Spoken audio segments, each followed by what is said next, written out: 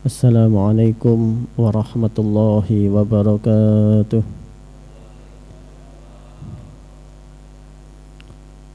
Ila hadratin Nabi Mustafa Muhammad Rasulullah sallallahu alaihi wasallam wa ala alihi wa azwajihi wa thumma ila jami'i khadimin muslimin. Sallallahu ila sultanul awliya Syekh Abdul Qadir Al-Jilani wa ila sayyid wa ila al-qarni wa ila sayyid a'immatil madahib khususan ila sayyid Taifah Al-Imam Abu Qasim Al-Junaid Al-Baghdadi wa ila Syekh Yazid Al-Bustami Syekh Al-Misri Syekh Al-Amin Al-Amin Hajjaz Sallallahu Alaihi Wasallam wa sunina Syekh Al-Atil Syekh Al-Fa'i wa Syekh Ahmad Badawi khususan ila musannif hadal kitab Syekh Al-Imam Al-Habib Abdullah bin Alawi Al-Haddad wa usulihim wa furu'ihim wa ila kutub hadha zaman wa sa'iril awliya syai'ulillahi lana wa lahumul fatihah. A'udzu billahi minasy syaithanir rajim. Bismillahirrahmanirrahim. Alhamdulillahi rabbil alamin arrahmanir rahim maliki yaumiddin. Iyyaka na'budu wa iyyaka nasta'in. Ihdinas siratal mustaqim. Shiratal ladzina an'amta 'alaihim ghairil maghdubi 'alaihim waladdallin. Amin. Bismillahirrahmanirrahim. Alhamdulillahilladzi mala'a quluba awliyaihi bi mahabbatihi wa ihtasa arwahahum bi syuhudi 'azamati wa hayya asrarahum li hamli aba'i ma'rifatihi. Allahumma shalli 'ala sayyidina Muhammadin abdika wa nabiyyika wa rasulika nabil ummi wa ala alihi wa sahbihi wa sallim tasliman biqadri azamati zatika fi kulli waqtin wa hin. Subhanaka la ilma lana illa ma 'allamtana innaka antal alimul hakim. Qala rabbi shrah li sadri wa yassir amri wahlul 'uqdatam min lisani yafqahu qawli. Amma ba'du, hadratul muhtaramin, para alim, para ulama, para asatid, segenap jamaah salat maghrib Masjid Ar-Raudhah Kriya Permata Gedangan yang dirahmati Allah. Alhamdulillah, malam ini kita ditakdirkan Allah untuk kembali berjumpa, bermuajahah untuk sama-sama kita lanjutkan wirid ataupun istiqomahan kita untuk mengaji kitab Risalatul Mu'awanah. Mudah-mudahan kita terus ditakdirkan istiqomah, tumakninah, dan apa yang kita pelajari dari kitab ini membawa manfaat, barokah fid dini wad dunya hatal akhirah. Amin Allahumma amin. Insyaallah kita akan lanjutkan di bab 138 kemarin ya. Dan ini masih seputar temanya tentang adab. Jadi tata krama, etika dengan sesama, baik sesama muslim maupun sesama manusia. Adab-adab yang harus kita kampanyekan lagi ya. Di mana saat ini mungkin ada perubahan pola-pola perilaku di dalam masyarakat maupun peradaban kita saat ini yang cenderung mengikuti gaya hidup yang semakin jauh dari tuntunan baginda Nabi gitu. Jadi ini saatnya kita mulai istilahnya mengikis ya, arus besar itu secara perlahan-lahan, terutama untuk diri kita sendiri maupun keluarga kita yang orang-orang terdekat. Bismillahirrahmanirrahim. Qala al-mu'allif rahimahullah ta'ala wa nafa'na bihi wa bi ulumihi fid dharaini amin. Rabbi yassir wa'in. Wa qala Nabi sallallahu alaihi wasallam alaika bi iqra'is salam ala kulli man ta'rifuhu wa man la ta'rifuhu minal muslimin. Hendaklah kalian untuk selalu bi iqra'is salam, uluk salam, ala kulli man ta'rifuhu, untuk setiap orang yang kamu kenal, kata Nabi, wa man la ta'rifuhu, maupun yang tidak kalian kenal. Minal muslimina, ketika kita tahu itu termasuk orang muslimin. Kita pernah ketemu orang itu di masjid, kita tahu orangnya sholat dan sebagainya, atau meskipun kita tidak tahu namanya, tapi kalau sisipan di jalan dan seterusnya atau dimanapun, ini etika yang semakin memudar mungkin ya. Jangankan dengan yang tidak kenal, mungkin yang kenal saja kadang-kadang kita masih males.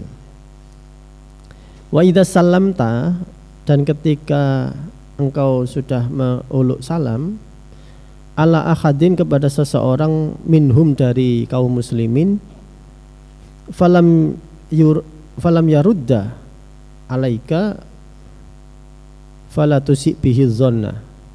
Kalau kita sudah uluk salam, kemudian seandainya di antara mereka ada yang tidak membalas atau tidak menjawab, fala tusi bihi dzan, maka janganlah kita terburu-buru untuk suudzon atau berburuk sangka.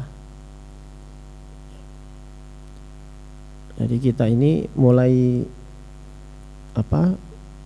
sedari hal-hal yang paling kecil, kalau kita biasakan husnuzon, insya Allah pada hal-hal yang besar pun kita akan terbiasa husnuzon. Tapi kalau hal-hal kecil saja, urusan sapa menyapa atau mesem ndak mesem, itu kita masih suudzon, gampang suudzon sama orang.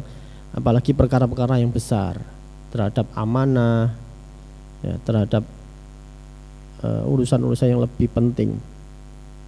Waqul, dan ucapkanlah ya, lam yasma, mungkin, jadi katakan pada diri kalian sendiri, mungkin orang itu tidak menjawab salam saya itu, la yasma, dia tidak dengar ya. Aula allahu rodda falam asma'hu, atau bisa jadi orangnya jawab cuman saya nggak dengar ya. Kalau nggak orangnya yang nggak dengar, atau jangan-jangan saya yang tidak mendengar orangnya menjawab salam, siapa tahu. Nah, banyak jalan untuk menuju Roma, banyak jalan menuju husnuzon sebenarnya. Kalau jadi kita itu seolah-olah hanya tinggal milih saja, mau pakai jalan husnuzon atau jalan suudzon. Pasti akan ada banyak celah untuk bisa husnuzon, begitupun banyak celah untuk selalu suudzon. Selalu saja dalam hal apapun, tidak hanya uluk salam ini ya. Wa idza dakhalta baitaka, nah ini juga sudah beralih konteks lain. Wa idza dakhalta baitaka fasallim ala ahlika, kalau kamu masuk rumah maka uluklah salam kepada penghuni rumah itu atau keluarga kalian. Wa in dakhalta masjidan, kalau masuk masjid ya, au baitan, atau rumah, suatu gedung atau apapun, laisa fihi ahadun, di dalam masjid atau di dalam rumah itu tidak ada orang sama sekali, faqul assalamu alaina wa ala ibadillah his-sholihin. Ini banyak sekali yang meriwayatkan ya bacaan ini, tidak hanya di kitab ini. Jadi kalau kita masuk rumah atau ada orang di rumah, cuman orangnya tidur, kita pulang malam habis kerja, pulang larut dari luar kota, intinya pulang malam atau pulang siang, orangnya tidur semua. Kita masuk ya, mungkin karena kita tahu kebiasaan dan seterusnya, orangnya tidur semua sama. Jadi bukan assalamualaikum, bisa diawali assalamualaikum dulu. Kalau kita tahu turu kabeh, langsung diucapkan assalamu alaina wa ala ibadillah his-sholihin. Ini faedahnya luar biasa. Orang yang membaca ini ketika masuk rumah, hidupnya tidak akan fakir. Apalagi kalau ditambahi dengan kita baca setelah assalamu alaina wa ala ibadillahi sholihin, kita baca surah Al-Ikhlas, entah 1 kali atau kalau bisa 3 kali. Ini malah sabda Nabi, kalau kita masuk rumah baca Al-Ikhlas, qul huwallahu ahad, rumah itu dan tetangganya, wah ini rumah itu dan tetangganya tidak akan fakir. Jadi tidak hanya untuk rumah kita, manfaatnya juga pada sebelah kita, tetangga kita. Jadi membaca ketika masuk rumah, Assalamualaikum, ketika misalnya tidak ada orang langsung atau tidur semua, Assalamualaikum wa ala ibadillah sholihin, kemudian langsung qul huwallahu wa ahad Allahus samad dan seterusnya sampai 3 kali atau 1 kali minimal. Kalau mau nambahi lagi itu ditambahi ayat kursi. Kalau masuk rumah kita baca ayat kursi itu fungsinya adalah untuk menjaga kerukunan dan keharmonisan. Jadi kalau kita baca nambahi dengan ayat kursi itu, keharmonisan rumah tangga kita insya Allah terjaga. Bapak dengan anak, suami dengan istri. Dan kalau di situ misalnya rame juga ada ponakan atau siapapun, insya Allah dijaga kerukunan dan keharmonisannya kalau kita baca ayat kursi. Terutama suami dan istri. Karena ada jin yang adalah salah satu golongan jin namanya jin dasim. Ini kalau jenengan pernah dengar nama jin itu dari golongan namanya jin dasim. Jadi jin itu ada ifrit, ada macam-macam. Salah satunya itu jin dasim, itu jin yang memang khusus menggoda keharmonisan rumah tangga. Nah, biasanya seorang kepala keluarga yang habis bekerja atau dari luar kota, pokoknya dari luar, pulang ke rumah, satu dia tidak uluk salam dan tidak membaca ayat kursi, itu jin dasim ini nempel pada dia. Nah, sehingga begitu dia capek, istrinya nadanya agak tinggi dibalas lebih tinggi lagi. Sudah capek-capek malah disuruh operan anak lagi misalnya, karena punya anak kecil dan seterusnya. Ini jin dasim itu memang khusus tugasnya itu meretakkan, bahkan mungkin memisahkan hubungan antara suami dan istri. Jadi banyak angka perceraian dan seterusnya itu salah satunya ikut andilnya itu ada jin dasim. Ini banyak sekali di kitab-kitab, misalnya di Nasoihul Ibad dan seterusnya. Ya, ada 9 kalau nggak salah nama jin itu yang berbeda-beda tugasnya. Jadi kalau kita masuk rumah itu penting, itu salah satu aktivitas yang kelihatannya remeh, sepele, tapi sebenarnya itu penting. Kalau kita masuknya dengan etika yang benar, dengan banyak doa, itu menjadi keberkahan bagi rumah itu, menjadi penjaga. Tapi kalau kita sembrono masuk rumah itu bisa menimbulkan banyak masalah gitu ya. Nah, salah satunya ini, assalamu alaina wa ala ibadillah sholihin. Fa in wajadta musliman, maka ketika kamu bertemu musliman kepada orang-orang Islam, fajtahid an tabda'ahu bisalam. Ini semua konteksnya berbicara tentang ketika kita dimanapun ketemu dengan siapapun, baik keluarga sendiri, orang yang kenal maupun nggak kenal, awalilah dengan salam. Nah, ada orang yang dengan orang lain salam, tapi kalau dengan keluarganya nggak salam.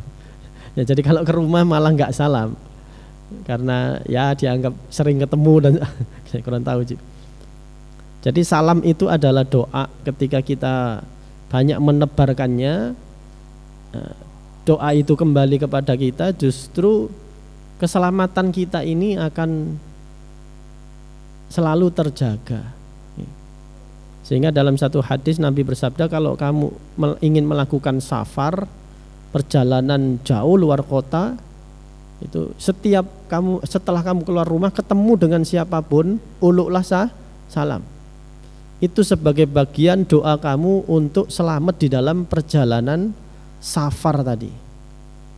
Jadi begitu keluar rumah ada tetangganya lagi nyabuti rumput gitu. Assalamualaikum. Ketemu lewat pos security, salam pada security. Salam balik. Ketemu lagi siapa? Salam balik. Itu mendoakan supaya kita selamat. Kalau kita lagi perjalanan safar, terutama perjalanan jauh, mau keluar kota, mau keluar pulau atau makan keluar negeri. Jadi uluk salam ini penting. Jadi ini konteksnya di situ.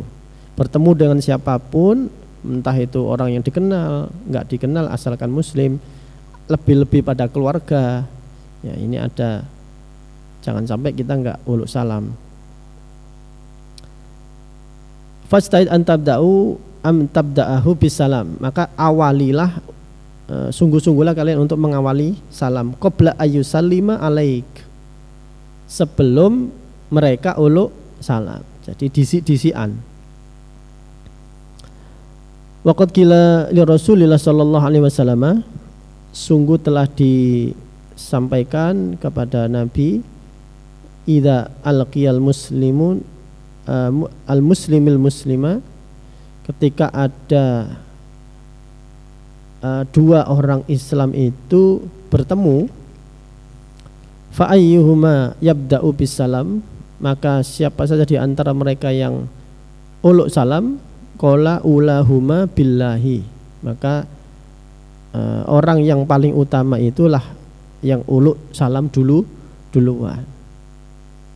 Wa fil hadisi yusallim ar-ruqibu alal masyi, itu uluk salam orang yang, ada lagi hadis yang lain itu adalah orang yang mengendarai apa, kalau di situ onta ataupun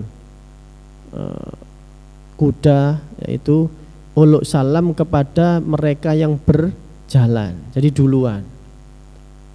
Atau kalau sekarang ya kita bukan onta atau kuda, mungkin naik Fortuner atau Pajero gitu ya. Nah itu uluk salam pada yang naik motor maupun yang berjalan kaki, kita uluk salam. Jadi ini yang sudah mulai jarang kita temui ya, alhamdulillah kita masih ditakdirkan ngaji tentang bab ini. Jadi kita akan menjadi orang yang excellent ya, yang sangat baik di mata Allah dan Rasulullah. Orang yang berkendara itu yang harus lebih proaktif kepada orang yang sedang lari pagi, jogging, yang jalan itu kita naik kendaraan. Jangan malah mentang-mentang kaca filmnya itu tebel gitu ya, jadi kan nggak ketok langsung aja bablas gitu. Cuman kan kadang-kadang nanti tetangganya tahu tuh, itu kan mobilnya Pak si A dan seterusnya. Jadi ini membumikan kembali uluk salam kepada kita semua, supaya ini menjaga di antara kita sesama umat Islam, saling menjaga, saling mendoakan. Kita tidak tahu kondisi dunia yang semakin tidak stabil ini ya, rawan pecah perang dunia ketiga ini, sudah kita nggak tahu nih sampai kapan bisa hidup damai seperti ini, rukun. Ya mudah-mudahan harapannya terus gitu. Nah, maka salah satu ikhtiarnya adalah saling mendoakan. Nah, yang terdekat saja dulu, yaitu tetangganya, saudaranya, keluarganya, lebih-lebih yang di rumah dan seterusnya. Jadi kita uluk salam, itu mendoakan keselamatan satu sama lain. Kalau sudah perang dunia, sudah mungkin kita nggak ada ngaji nih. Ngaji begini mungkin akan menjadi hal yang langka dan mungkin akan kita rindukan. Ya, di Palestina itu sudah terpecah belah masyarakatnya, ada yang ngungsi di Suriah, ada yang ngungsi di Lebanon, tidak karu-karuan sudah. Nah, sekarang ketegangan itu semakin terasa ya. Jadi di Eropa ada Rusia dengan Ukraina itu di belakangnya ada banyak Uni Eropa. Itu sudah nyoba senjata nuklir kemarin. Kecepatannya itu kalau dari Surabaya ke Jakarta itu rudal nuklirnya diluncurkan itu cuma 2 menit apa berapa kecepatan rudalnya itu. Jadi kalau dia tidak punya penangkis nuklir ya habis sudah. Indonesia ini tidak punya penangkis nuklir soalnya. Baik nuklir yang senjata udara maupun laut, melalui kapal laut kita nggak punya. Terus apa penangkisnya? Ya sholawat. Jadi akhirnya ya sholawat aja gitu. Lah makanya sholawat salam itu ndang digalakkan gitu di antara kita. Ini bukan sekedar mengada-ada atau justru mengharapkan, enggak ya, tapi hari-hari ini memang sedang tegang ya di dunia itu, potensi-potensi untuk mengarah ke ekskalasi yang besar itu semakin nampak gitu ya.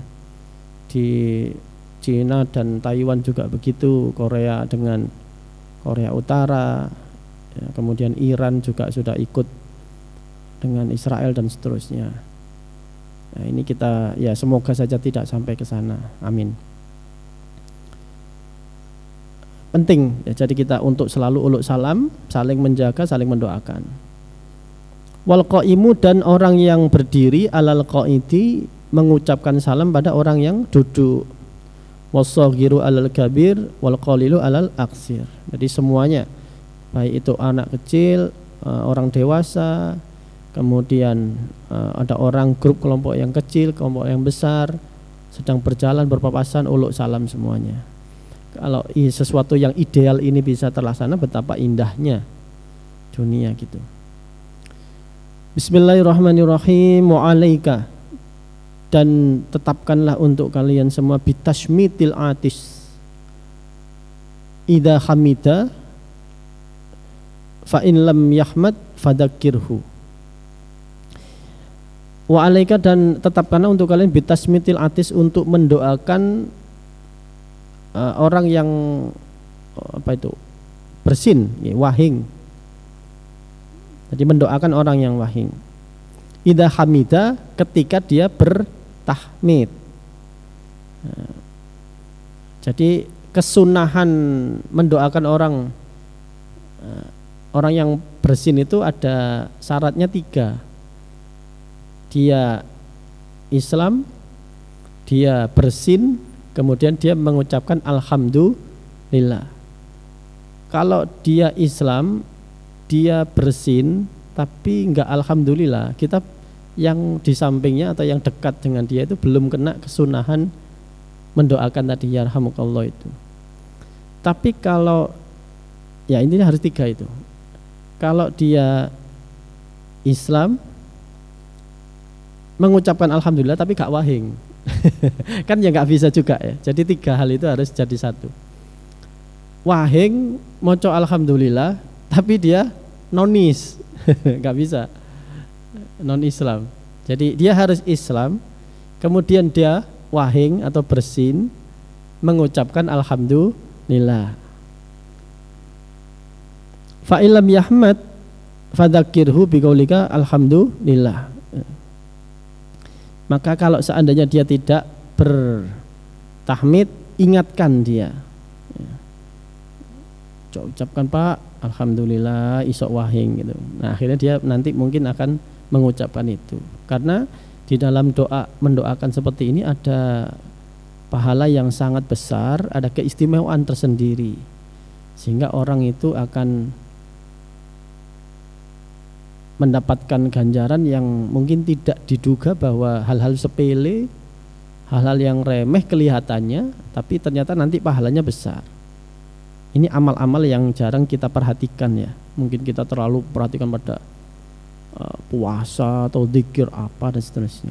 Padahal hal seperti ini mudah kita jumpai di sekitar. Wala tadkhul baitan ghairu baitika hatta tasta'zin awalan.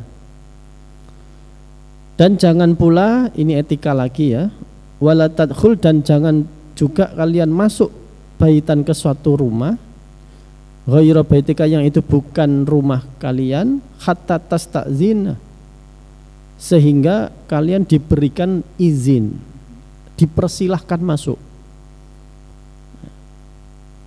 Awalan ing dalam kawitan, fa inista'zanta salasan falam yu'zan laka fala tu'idil isti'dzan. Kalau kita sudah uluk salam, kan biasanya kalau kita bertamu kan uluk salam, assalamualaikum, ketuk pintu atau bel. Nah, itu meminta izin untuk bertamu. Jadi kalau kita mau bertamu kok ternyata 3 kali tidak ada jawaban, tidak ada yaitu tidak ada jawaban atau tidak diizinkan, berarti ya sudah, berarti kita harus kembali. Ini etika penting ya, ini etika yang sangat penting. Jadi Nabi juga tahu mungkin saja orangnya ada di dalam kan, mungkin tidur, mungkin sedang repot etikanya 3 kali maksimal. Jadi jangan terus sampai setengah jam, sampai itu bukan etikanya, nggak gitu. Jadi 3 kali. Kalau kita sudah bel atau gampangannya ya salam dan bel itu 3 kali, ya sudah, itu sudah, kembali saja. Ini yang mulai jarang juga ya. Kecuali mungkin paket yang bisa. Di paket 3 kali nggak ada, dilempar sudah. Nah, karena dia harus dikejar waktu. Tapi kadang-kadang kita masih banyak menemui orang yang sudah 3 kali, 4 kali masih aja di situ. Karena orang yang di dalam bisa jadi memang sedang itu tadi, mungkin repot, mungkin, atau bahkan seandainya orangnya tidak berkenan. Nah, ini penting. Seandainya orangnya sedang tidak berkenan menerima tamu, itu haknya mereka. Itu haknya mereka. Jadi kalau memang 3 kali, ya sudah, kita kembali saja. Jangan memaksa. Lah kok perlu ya sudah, nanti apapun itu. Nah, ada orang yang terus berdiri di situ. Kadangkala kita ini lagi kepingin istirahat, gitu, kepingin tenang bisa jadi, atau sedang tidak enak badan, kan begitu ya, orang itu masing-masing. Kalau tidak enak badan kan ya capek, mau menemuin orang dan sebagainya, sedang tidak mau nerima tamu, itu hak mereka. Gitu. Wah, berarti dia tidak yukrim doifuhu, berarti dia tidak memuliakan tamu. Bukan, ini belum jadi tamu. Jadi secara fikih, orang yang belum diterima, diizinkan masuk rumah, itu belum tamu, masih calon tamu.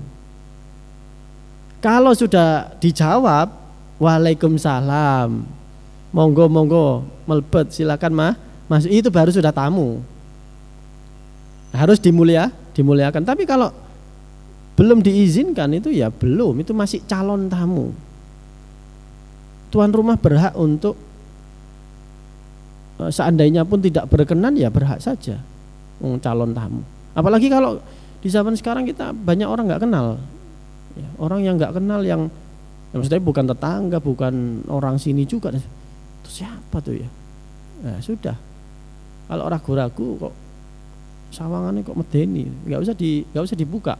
Tidak perlu juga menjawab salam, karena salamnya mereka itu adalah meminta izin untuk masuk. Dia ngebel ataupun tok-tok dan ataupun itu enggak perlu. Kalau memang kita memang tidak berkenan, mungkin karena khawatir dan atau keadaan yang memang tegang, malam-malam dan seterusnya, nggak usah dibukakan. Jadi jangan takut kita masuk dalam golongan orang yang tidak memuliakan tamu. Enggak, karena dia belum tamu, dia itu masih calon tamu. Nah, itu. Kalau masih calon tamu, si calon tamu harus ngerti juga, harus ngaji juga, bahwa ketuk 3 kali, bel 3 kali, kalau nggak ada jawaban dia harusnya pulang. Kalau sampai ngebel bolak-balik, tek-tek bolak-balik sampai itu malah, wah ini calon tamu yang memang nggak ngerti etika, itu malah males. Ya, tuan rumahnya malah males bukakan. Sehingga di beberapa pesantren ataupun di beberapa kiai itu kalau kita bertamu pasti harus bertamu ke laporan dulu ke santrinya atau pengurus pondoknya dulu. Nanti disediakan tempat duduk, santrinya akan matur kepada kiai dulu. Kiai berkenan enggak? Jangan-jangan lagi tidur, lagi istirahat. Nah, begitu diaturkan, ada tamu dari mana? Dari Sidoarjo, dari Surabaya, oke, keperluannya apa, akan disampaikan. Kalau beliaunya enggak berkenan, ya sudah. Kita belum menjadi tamu, kita itu masih calon tamu karena masih melalui anjungan, masih melalui tahapan ke santrinya dulu. Ya sama kayak orang tadi, masih tok-tok, masih belum. Ya, ini penting ya, kita harus tahu etika sebagai tuan rumah maupun sebagai tamu. Jadi apapun kalau kita nggak bisa ketemu orang, tok-tok dan sebagainya, ya sudah, kembali nanti malam, atau kalau itu malam kembali besok pagi dan seterusnya. Oh nanti aja deh, ditelepon dulu, nah, atau di WA dulu nanti aja, kayaknya mungkin tidur atau mungkin sedang dan sebagainya. Ya enggak tahu.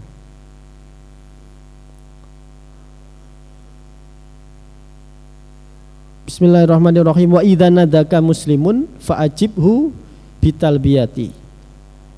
Kalau ada orang yang memanggil kita, maka jawablah dengan segera.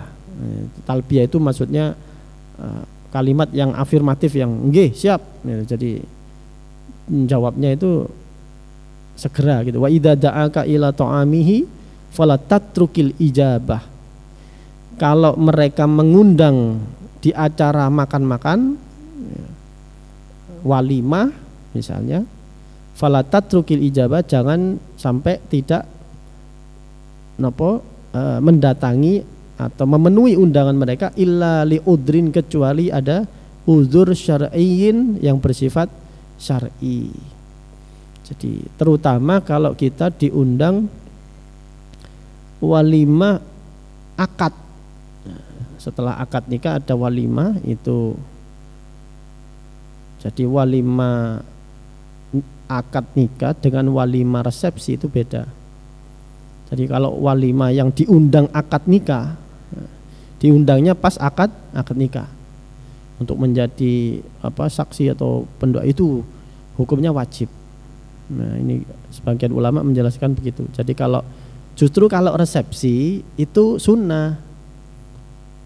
Kalau kita diundang walimah akad nikahnya itu wajib datang. Ini kecuali illa li udrin syar'iyyin, kecuali kita ada udzur syar'i. Makanya para ulama itu, para kiai, para habaib itu lebih effortnya lebih tinggi untuk mendatangi akad nikah daripada resepsi. Para ulama kita itu yang sakral soalnya, makanya dia kedudukannya itu wajib. Tapi kalau yang resepsi malah enggak, sunnah ya, kedudukannya sunnah, agak sedikit grade-nya di bawah itu. Nah celakanya kita ini lebih mengutamakan resepsi hari-hari ini daripada akad nikah bagi si tuan rumah itu. Malah kadang-kadang ada akad nikah itu yang hadir itu cuma 5 orang, Masya. Itu pun di acara akad itu keluarganya tuh mondar mandir karena lagi persiapan mau resepsi. Jadi akad nikah itu semacam cuma stempel saja. Dia masih tidak memahami bahwa inti pernikahan itu di akad nikah itu. Resepsi mah biasa-biasa saja, nggak ada yang sakral di situ, nggak ada sama sekali. Resepsi itu mau ya asal-asalan, maksudnya bukan asal, nggak usah terlalu ribet dengan resepsi. Justru ada pada akad nikah perhatian kita itu. Apalagi buat kemanten, 2 kemanten ini, calon mempelai itu, akad nikah itu penting sekali. Jangan pikirannya ke resepsi. Jadi saya pernah diundang di akad nikah itu, cuma keluarganya itu malah ya masih belum berpakaian yang bagaimana gitu ya, si rembes lah gampangannya gitu, masih rembes itu riwa-riwi di acara akad nikah. Duduk dulu lah minimal, duduk khidmat mendoakan mempelai, tidak riwa-riwi. Padahal justru malaikat itu turun pada saat akad nikah itu. Dan pada saat akad nikah itu dilangsungkan, malaikat itu langsung membawa prosesi akad nikah itu langsung ke aras, dipersaksikan di aras. Aras itu goncang, sedemikian sakralnya. Coba kalau panjenengan lihat akad nikahnya para kiai-kiai di pondok pesantren atau di daerah-daerah yang santri lah begitu ya, itu pasti akad nikahnya itu rame, sakral, orangnya tuh khidmat semua. Kalau sekarang mungkin masih ada di daerah Ampel. Kalau jenengan lihat akad nikah. Kalau di Pasuruan, di mana juga masih ada beberapa. Kalau akad nikah itu malah sakral, orangnya itu yang datang banyak. Nah, itu namanya walimatul akad. Itu walimatul yang wajib, justru itu yang penting. Nah, kita sekarang kebalik, menganggap akad nikah itu urusannya Pak Penghulu aja. Kalau sudah ada penghulunya, administrasi beres ya beres. Terus perhatiannya ke resepsi, pesta yang mewah dan sebagainya. Hati-hati itu, sudah ada penelitian banyak, semakin mewah acara resepsi, ternyata semakin tinggi angka perceraiannya. Ini penelitian loh, bukan saya loh. Jadi semakin tinggi biaya resepsi itu, ini berdasarkan riset, saya lupa dari mana, semakin rawan perceraian. Kita sudah menyaksikan satu aja contoh pernikahan abad 20, siapa itu? Pangeran Charles dengan Lady Diana. Gak kurang apa itu, berapa juta, ratus juta orang yang melihat pernikahan itu. Disebut sebagai pernikahan abad 20. Apa endingnya? Buyar. Dan ternyata riset itu berkelindan dengan realitas seperti itu. Semakin tinggi biaya resepsi itu biasanya semakin rawan perceraian. Tidak tahu kenapa. Ya. Jadi orang kehilangan mana yang penting, mana yang tidak penting. Kita sekarang di situ posisinya. Mana yang sakral, mana yang enggak sakral, kita ketukar-tukar.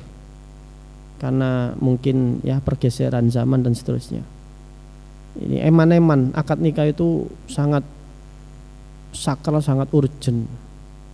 Bahkan beberapa kiai itu, saya juga diijazahi abah saya, itu kalau kamu hadir di acara akad nikah, yang sahnya proses akad nikah, sedang prosesi, sedang melatih, ya nanti dijawab ya, ankah tukau, itu malaikat sedang turun-turunnya, kita berdoa sendiri, mustajabah. Apalagi pas ankah tuka wazawwas tuka, saya nikahkan engkau dan kawinkan, itu kita berdoa, ya Allah, doa apapun, karena di situ malaikat sedang mengerubungi forum akad nikah. Apalagi setelah akad nikah itu, kalau bisa mempelai itu ojo sampai ngomong hal-hal yang nggak penting, ya, karena apapun yang menjadi ucapan pertama itu akan katut dibawa malaikat ke aras tadi. Jadi ono wong mempelai karena mungkin persiapan sebelumnya capek, ya. Begitu akad nikah selesai, dia selesai, oh alhamdulillah sudah berdoa, terus dipertemukan dengan si perempuan. Alhamdulillah, di kesel kabeh aku. Rumah tangganya akhirnya kesel kabeh di sini. Capek, terus capek dia. Karena apa? Ucapan adalah doa. Dan ini masih malaikatnya masih sakral di situ, dia ngomong yang nggak karu-karuan, nggak penting. Kalau nggak bisa ngomong yang penting, assalamualaikum dulu. Ketemu laki-laki ketemu mempelai perempuan itu assalamualaikum dulu. Ini konteksnya masih bicara tentang salam. Assalamualaikum, assalamualaikum. Meskipun sudah kenal, ya, meskipun sudah kenal, tapi ini dalam rangka menjaga omongan. Wah, ini sebetulnya harusnya forumnya forum anu ya. Apa? Ceramah khutbah nikah nih kayak. Jadi apa namanya, kita lewati aja deh. Bismillahirrahmanirrahim. Fala tatrukil ijabah dan ila udli udrin syar'in. Jangan sampai tidak memenuhi undangan itu kecuali udur syar'i. Wa idza aqsama alaik, dan ketika bersumpah kepada kalian antaf ala syai'an, untuk tidak melakukan sesuatu, au su'ilta billah syai'an, atau dia meminta tolong menggunakan billahi wallahi, fa iyyaka antam tani'a, maka jangan sampai kamu mencegah. Artinya kalau ada saudara kita, dia sudah misalnya, Anda ngerti? Enggak ngerti, demi Allah enggak. Kalau sudah demi Allah itu jangan dikorek-korek lagi. Kalau dia sudah membawa sumpah atas nama Allah, sudah, kita harus stop. Itu etikanya begitu. Meskipun mungkin kalau secara hukum ya harus diselidiki ya.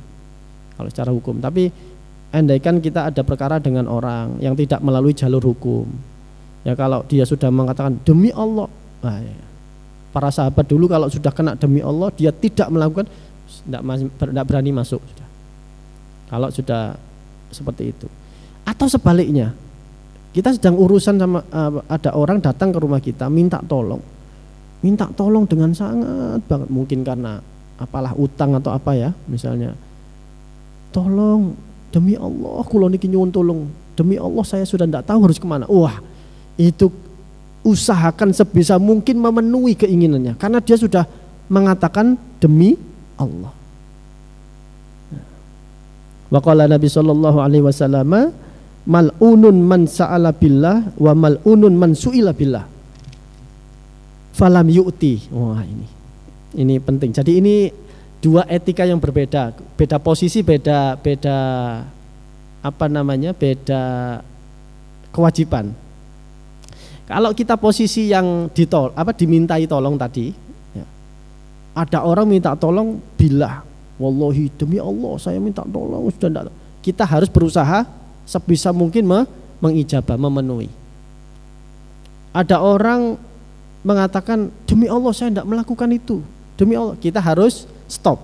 Etikanya kalau kita bukan yang mengucapkan, tapi kalau kita dibalik posisinya, kita yang mau minta tolong atau kita yang mau menolak tuduhan, itu jangan gampang-gampang membawa nama Allah. Nah, ini jangan gampang-gampang. Soalnya apa?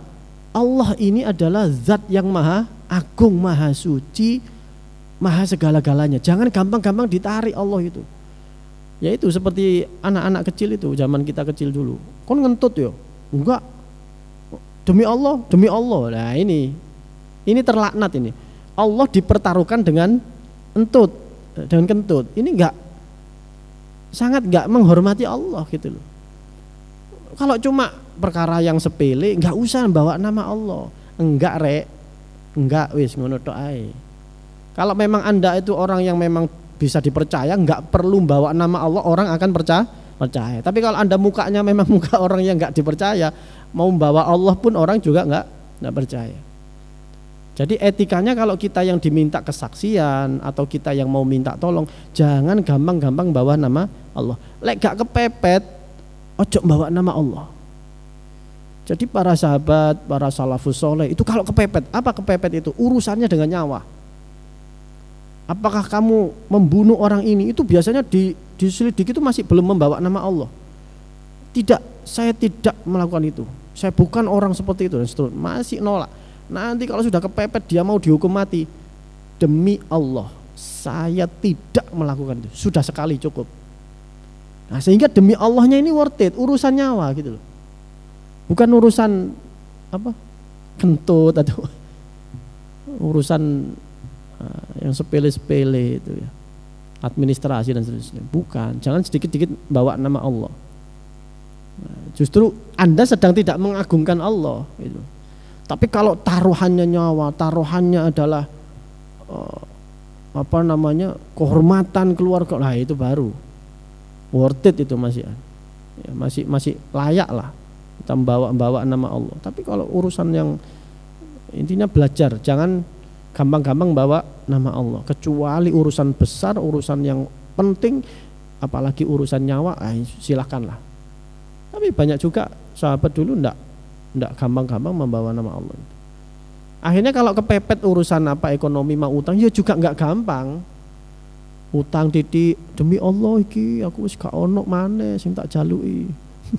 Padahal nang sebelah ya ngomong demi Allah. WA kono ya demi Allah.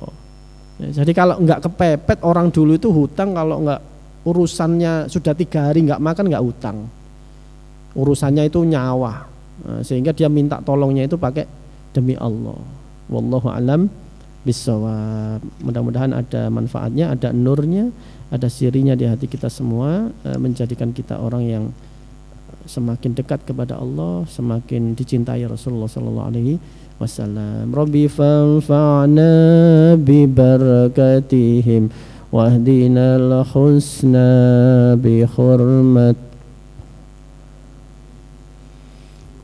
tariqatihim wa mu'afatin minal fitani. Rabbi fanfa'na bi barakatihim wahdinal husna bi hurmatihim wa amitna fi tariqatihim wa mu'afatin minal fitani. Rabbi fanfa'na bi barakatihim wahdinal husna bi hurmatihim wa amitna fi tariqatihim wa mu'afatin minal fitani. Bismillahirrahmanirrahim. Allahumma inni astaudi'uka ma 'allamtanihi fardudhu ilayya inda hajati ilaihi wa la tunsinihi ya rabbal alamin. Allahumma inni astaudi'uka ma 'allamtanihi fardudhu ilayya inda hajati ilaihi wa la tunsinihi ya rabbal alamin. Allahumma inni astaudi'uka ma 'allamtanihi fardudhu ilayya inda hajati ilaihi wa la tunsinihi ya rabbal alamin. Subhanakallahumma bihamdika asyhadu an la ilaha illa anta astaghfiruka wa atubu ilaika. Assalamualaikum warahmatullahi wabarakatuh.